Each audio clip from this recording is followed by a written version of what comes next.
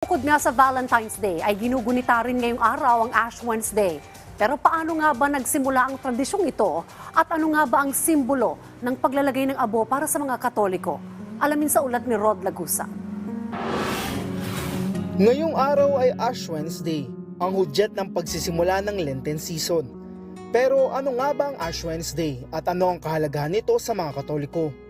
Ayon kay Reverend Father Jesus Madrid Jr., ang parochial vicar ng Quiapo Church, simula na din ito ng preparasyon para sa Holy Week o mahal na araw.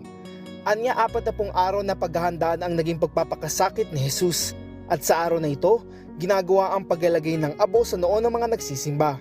Pero ano nga bang ibig sabihin nito? Pinapaalala sa atin sa pamamagitan ng paglalagay ng abo sa noo na tayo ay makasalanan. Kailangan nating magsisi sa ating mga kasalanan, pero yung abo na nilalagay sa ating noo ay nasa korteng krus. Ibig sabihin, pwede tayong maligtas sa ating mga kasalanan dahil nag-alay ng buhay yung ating Panginoon sa krus. Paliwanag ni Father Madrid, sa Old Testament ang mga taong nagsisisi sa kanilang mga naging kasalanan ay naglalagay ng abo sa ulo o kanilang katawan. At sa paglalagay ng abo sa noo ng mga Katoliko, sinasabi ang mga katagang repent and believe in the gospel. Pero saan ba nagmumula ang abo na ipinapahid sa araw na ito? Yung abo na ginagamit natin kapag Ash Wednesday ay galing sa mga palaspas na binasbasan nung nakaraang taon sa Palm Sunday. Doon siya galing.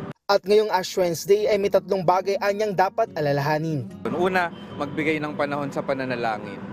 Yung paigtingin natin yung ating ugnayan sa Diyos sa pamamagitan ng prayer. Pangalawa, tayo ay sana makapagkawang gawa, almsgiving. Makapagbigay tayo ng tulong sa ating mga kapatid na nangangailangan. At ikatlo, sana tayo rin ay meron din tayong mga tinatawag na days of fasting and abstinence. Samantala, dito sa Quiapo Church, ang schedule ng misa ngayong araw ay kapareho ng Sunday schedule. May 13 misa, mula alas 5 ng umaga hanggang huling misa ng alas 7 ng gabi. Sa huli, mensahe ng simbahan, makiisa sa naging sakripisyo ni Jesus.